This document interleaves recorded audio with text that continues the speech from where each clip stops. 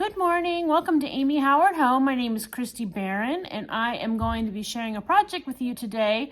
I'm coming from Northern California, where I live in Vacaville, and I own Joyful Art Studio, where we have tons of art classes and craft workshops, just sharing lots of different creative ways to bring our community together. It's one of my favorite things to do, is to create with others and to inspire others no matter where you are on your creative journey.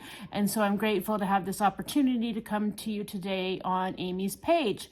And so today we're going to be working with some of her one-step paints and her gel stain to create this fun door hanger. And so let me show you some of the products we're going to use so we can get started. So first, I've got this great chip brush that's Amy's got, and then two colors. This one is one of my favorites. It's like a turquoise. It's called Brooks Gray in the one-step paint, and then a white in Bauhaus Buff. And then the other thing we're going to be using is this gel stain, and this one is English Walnut. It's my favorite. I just love how it's kind of a neutral brown tone, not too warm and orange and not too cool. It kind of is a great neutral that matches lots of the colors and stuff. So, and then I've just got this palette style round. You could use anything. You could do this project on a square piece of upcycled wood. You could do it on the top of a wine barrel. We have lots of those around here that I love to make door hangers out of. And then I'm also going to use this little wood letters in welcome. But of course you can do it however you wish with whatever greeting you'd like to put on that, and those you can just pick up at your regular little craft store. And so I've also got a plate for some paint, and then I've got some little embellishments that we'll talk about as we get going. So anyway, I'm going to turn my camera down so you can see everything and you don't miss any part of this project. So hold on, and I'm gonna turn you down. Okay, so let's get started on this. So I've got my round, and it is not very thick, about 1/2 inch. Like I said, doesn't matter what piece you're using. It could be square, it could be an old canvas that you're upcycling. There's so many ways to make a fun door sign.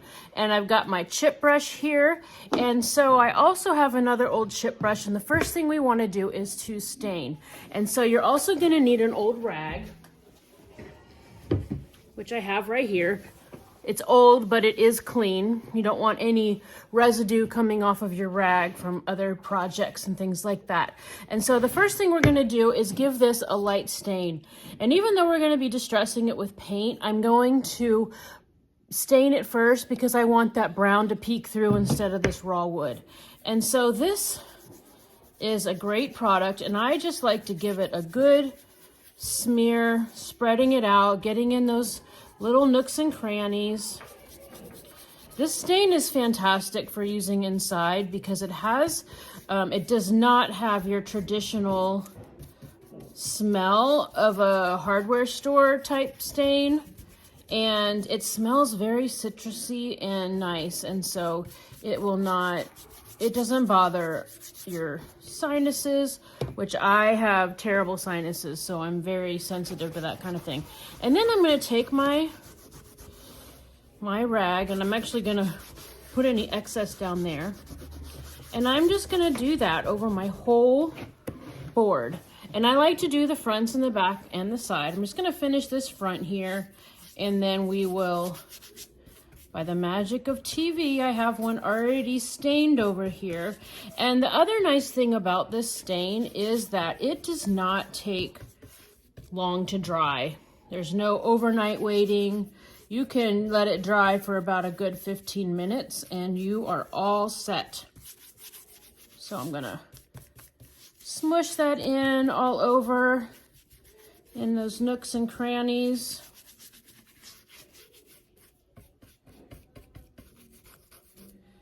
That's why I love these old brush is perfect for this job. So wipe off my excess.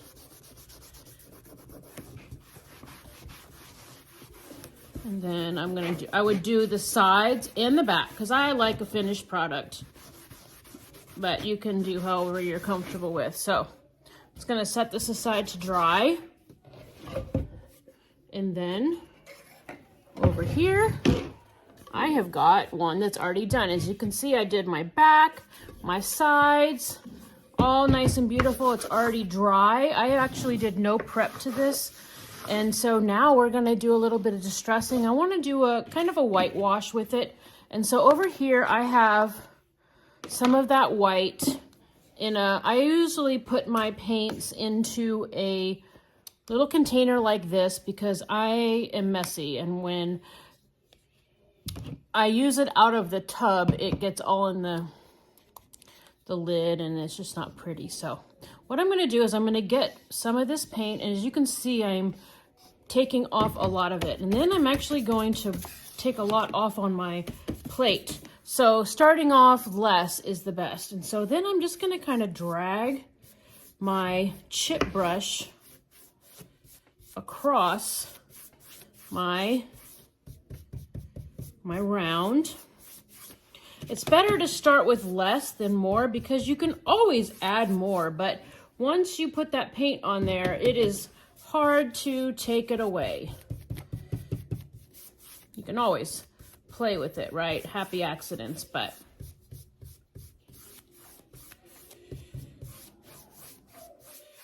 you can see I went a little darker here, and I like that actually. So I may bring some more up here.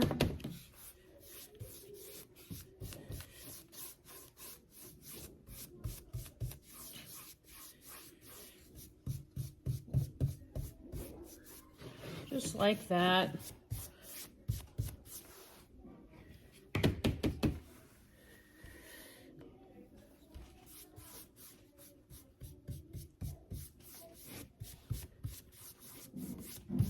I like that whitewashed kind of distressed look. And this one's so easy. I'm just kind of dragging it. I'm not doing it really heavy. The heavier you are, the more you'll start getting some brush marks you don't want. And so I'm really just being kind of light and loose with my paintbrush, letting it catch if it wants to catch a little bit. And then sometimes I'm turning it side to side. I am trying to make it kind of straight so it follows those lines. And then I am going to come along this side and kind of do the same thing on the edges. Again, you could do the back after it's dry and all complete. I wouldn't do it when the front's wet so much, but you'll find that this one-step paint, it dries really quickly. And again, just like the gel stain, this paint smells amazing. So I'm going to let that dry for just, see, it's already almost dry. So I'm going to let that dry.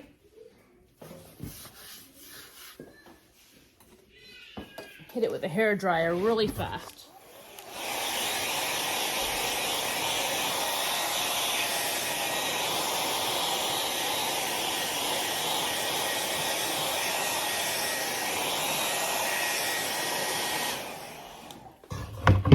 Doesn't take much at all. And then I have a little sanding block, and I'm just gonna give it a light, just a light sand. Not enough to take any of that paint off, but just kind of smooth it out, kind of burnish it in. I'm gonna wipe it off. And there we go, have this gorgeous sign. See how fast and simple that was? I love it. You can totally take something raw or old and change it really quickly.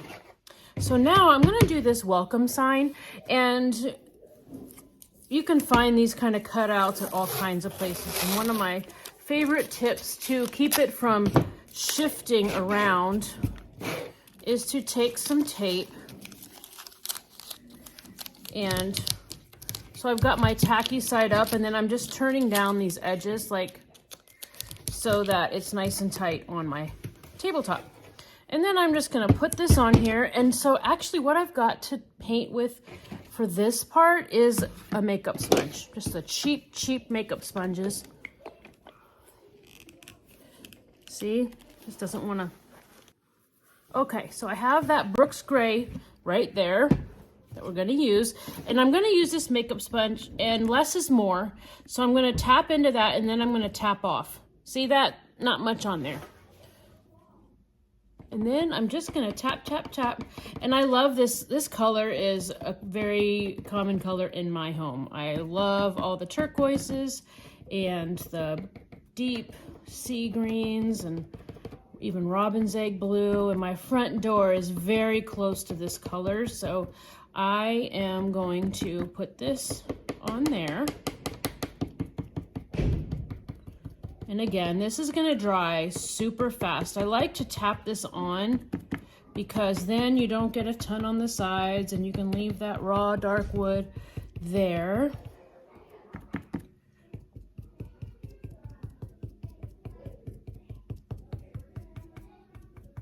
Okay. And you might come in with a little bit of a second coat right when it dries. And again, it's gonna dry pretty quickly.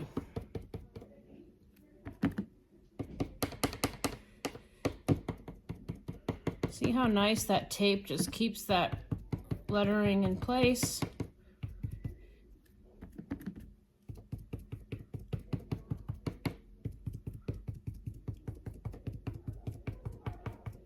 Awesome. So now we're gonna need to adhere it to our table, or I mean our table, our sign. I'm just gonna use some nice tacky glue for that. And again, this is a less is more situation. So sometimes I'll even just come put some tacky glue on my plate. Take my sign up. I'm just gonna tap it with my finger and wipe off some. You could use the end of a paintbrush or a paintbrush. I just don't want it to be too much because then it will ooze out and you might see peaks of it through the finished sign.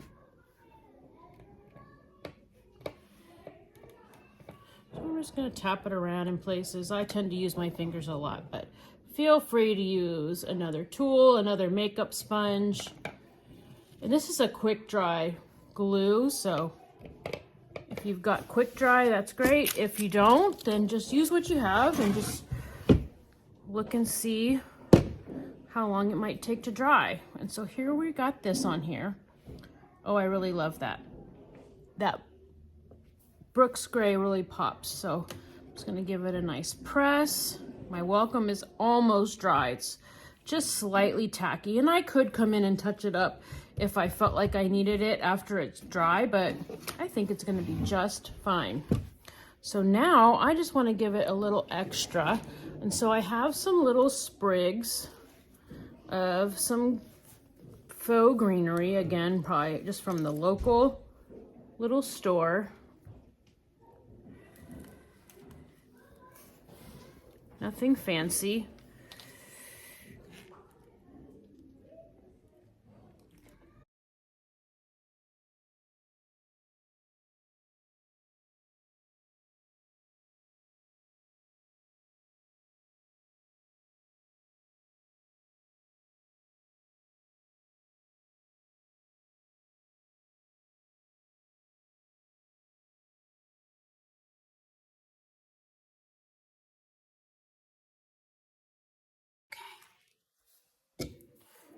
And I'm just gonna tie these together.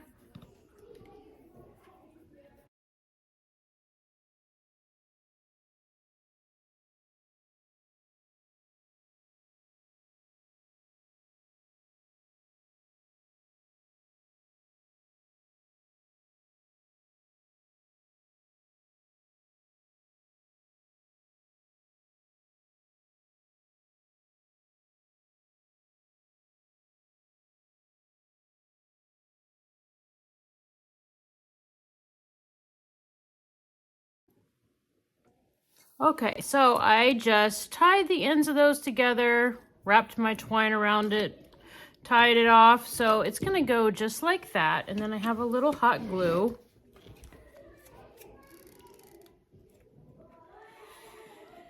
And I'm going to press down in there for it to stick to my board.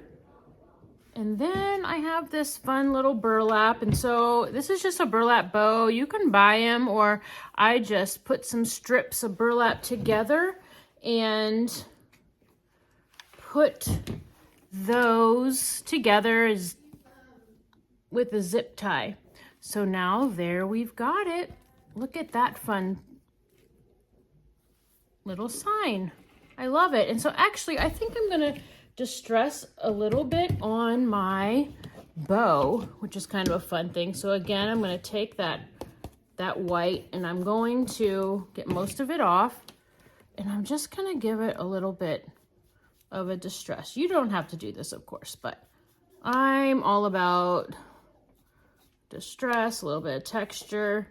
This paint works great on fabrics as well, just to give it a little bit of a highlight and little bit something special. Okay, so there we go. Thanks for joining me today, and I can't wait to share some pictures of this hanging on my door, and I look forward to creating with you again. Have a great day.